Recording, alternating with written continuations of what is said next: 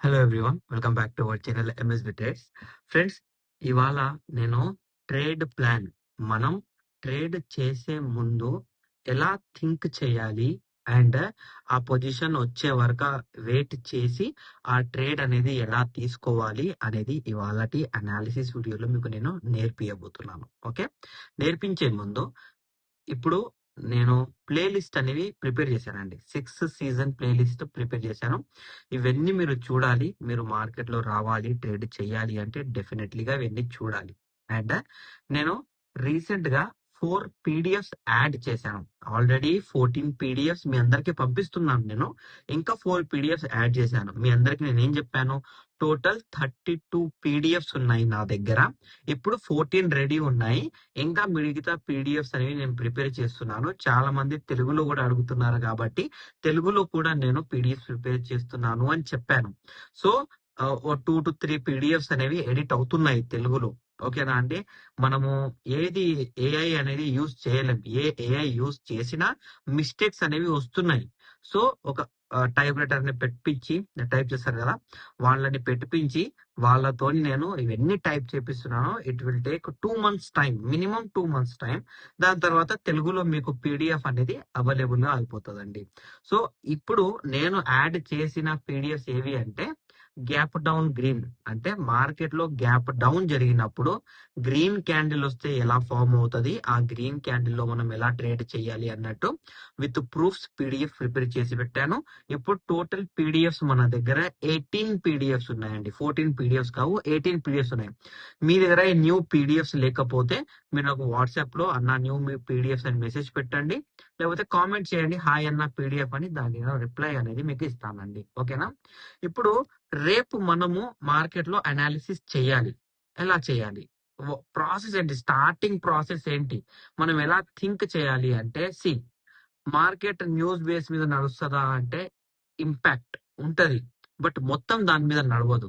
ఓకేనా? మార్కెట్ లో ఎప్పుడైనా మేజర్ ఎలక్షన్స్ జరిగినప్పుడు, రెపో రేటు, మానిటరీ పాలసీస్, లేకపోతే రిజర్వ్ రెపో రేట్ ఏమైనా చేంజ్ అయినప్పుడు, అన్చేంజ్ అయినప్పుడు మార్కెట్ మీద ఇంపాక్ట్ ఉంటది. బట్ చిన్న చిన్న విషయాలకు బయట అది జరిగింది, బయట ఇది జరిగింది, దానివల్ల ఇండియన్ మార్కెట్ ఇంపాక్ట్ అంటది అవుతుంది అంటే టచ్ కూడా కాదండి. ఏదైనా మేజర్ జరగాలి, లైక్ ఇప్పుడు వార్స్ జరుగుతున్నాయి కదా, దీని గురించి ఇంపాక్ట్ ఉంటది. ఓకేనా? రైట్. సో చాలా మంది అడుగుతున్నారు, బ్రదర్ మీరు న్యూస్ కూడా చూస్తారా అంటే, నేను ఇప్పటి వరకు న్యూస్ చూడలేదు. వార్ జరిగితే కనుక ఏం జరిగింది, ఎలా జరిగింది న్యూస్ చూస్తాను, కానీ ఇప్పుడు వార్ జరిగింది రేపు పడిపోతుంది అనే థింకింగ్ అనేది నేను చెయ్యను. మార్నింగ్ మార్కెట్ ఓపెన్ అవుతేనే దాన్ని చూస్తేనే నాకు అర్థమవుతుంది, ఇవాళ ఇది జరగబోతుంది. సో వార్ ఇంపాక్ట్ ఉంది కాబట్టి మనము సెంటిమెంటల్ ట్రేడ్ చెయ్యొచ్చు, ట్రెండ్ ట్రేడ్ అనేది చెయ్యొద్దు అన్నట్టు నేను డిసైడ్ అవుతాను. కానీ రేపు వార్ జరుగుతుంది పడిపోతుంది అన్నట్టు థింక్ చేయను నేను మార్కెట్ గురించి. ఇంకో ఇంపార్టెంట్ అయిన విషయం అండి, చాలా మంది అప్పులు చేసి, లేకపోతే బంగారం అమ్మి, భూమి అమ్మి, ఏమేమో అమ్మి మార్కెట్ లో డబ్బులు పెడుతున్నారు. అది ఉత్త వేస్ట్ అండి. మీ దగ్గర లెర్నింగ్, నాలెడ్జ్, ఎక్స్పీరియన్స్, సైకాలజీ లేకపోతే వేస్ట్. ఎందుకంటే మార్కెట్ కి తెలియదు మీరు డబ్బులు ఎక్కడికి వెళ్ళి తీసుకొస్తున్నారో, మార్కెట్ కి తెలియదు. మార్కెట్ పని ఏంటి, మనల్ని గిల్ట్ ఫీల్ చేసి ఆ డబ్బులు గుంజుకుపోవడం. మార్కెట్ దాని ప్లే అది చాలా క్లియర్ గా గేమ్ ఆడుతుంది. బట్ ఏంటి అంటే ఆ గేమ్ లో ప్లేయర్స్ మనము అవుతున్నాము గిల్టీ. అంటే అరే నేను ఎందుకు ట్రేడ్ తీసుకున్నాను, అరే వాళ్ళ ప్రాఫిట్ అవ్వాల్సింది, అరే లాస్ అయిపోయింది, అరే హోల్డ్ చేయాల్సింది. సో అలా మనం గిల్ట్ తీసుకొని మరి మనం లాస్ చేసి మార్కెట్ ని హ్యాపీ చేస్తున్నాం. సో మేము మార్కెట్ కి లాగేయడానికే నేను మీకు అనాలిసిస్ అనేది నేర్పిస్తున్నాను. సో విత్ సైకాలజీ మార్కెట్ లో రండి, వితౌట్ సైకాలజీ వదిలేయండి, పోయేది ఏం లేదు. వేరే స్కిల్స్ మీద ఫోకస్ చేయండి. ఇదే నా స్కిల్ అంటే ఫస్ట్ నేర్చుకోండి. ఓకేనా అండి? రైట్. ఇప్పుడు రేపు మార్కెట్ ఓపెన్ అవబోతుంది. అది గ్యాప్ అప్ అవుతే అనాలిసిస్ డిఫరెంట్ ఉంటది, గ్యాప్ డౌన్ అయితే అనాలిసిస్ డిఫరెంట్ ఉంటది. ఇప్పుడు మనకి ఇంపార్టెంట్ ఏంటి, ఇప్పుడు అనుకుందాం మన దగ్గర ఒక పాయింట్ ఉంది, ఇక్కడ ఒక పాయింట్ ర్యాండమ్ గా అనుకుందాము. ఈ పాయింట్ అనేది క్లోజింగ్ అనుకుందాం.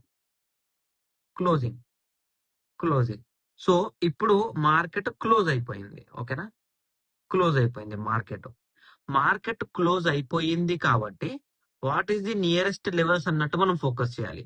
ఇప్పుడు ఇక్కడ ఒక బ్రేక్ డౌన్ ఉంది, ఇక్కడ ఒక బ్రేక్ డౌన్ ఉంది, ఇక్కడ ఒక ఇండైరెక్ట్ బ్రేక్అవుట్ ఉంది, ఇక్కడ ఒక బ్రేక్అవుట్ ఉంది, ఇండైరెక్ట్ బ్రేక్ డౌన్ ఉంది, మళ్ళీ బ్రేక్అవుట్ ఉంది.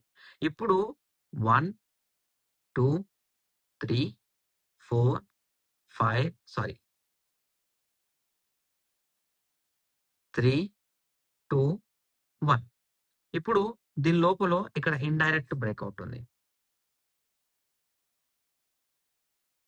ఇండైరెక్ట్ బ్రేక్అవుట్ ఉంది.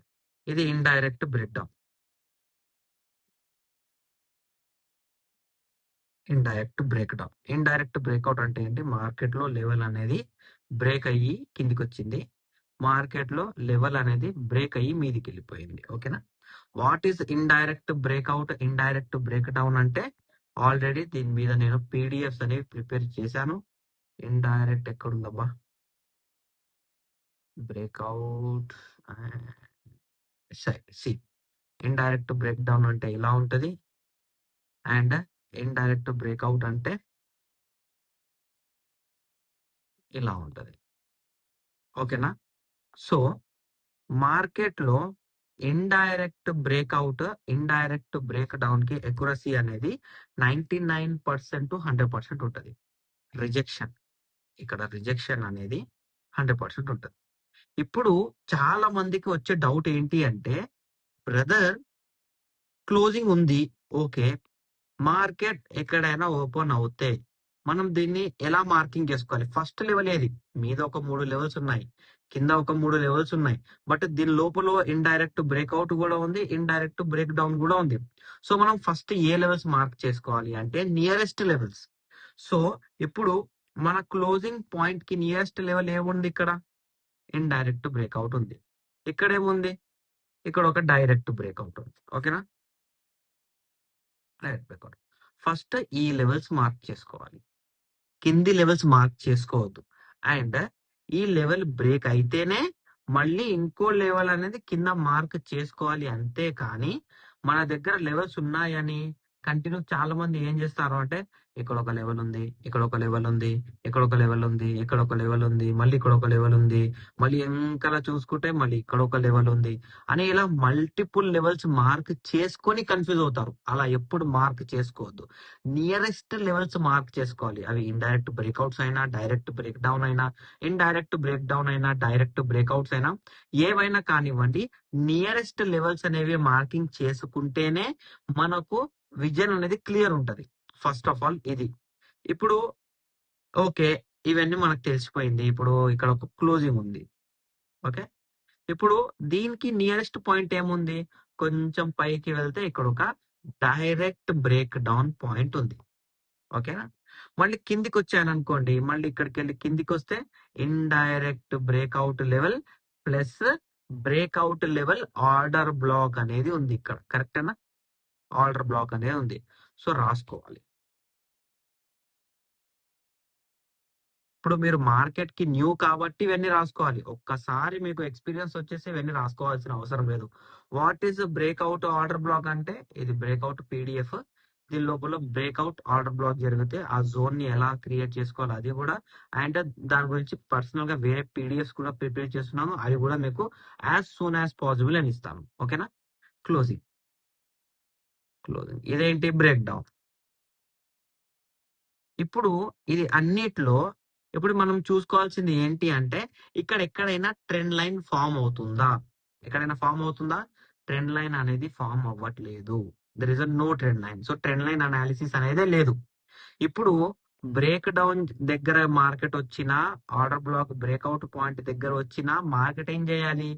Market retest reversal plus breakout point దగ్గరికి వస్తే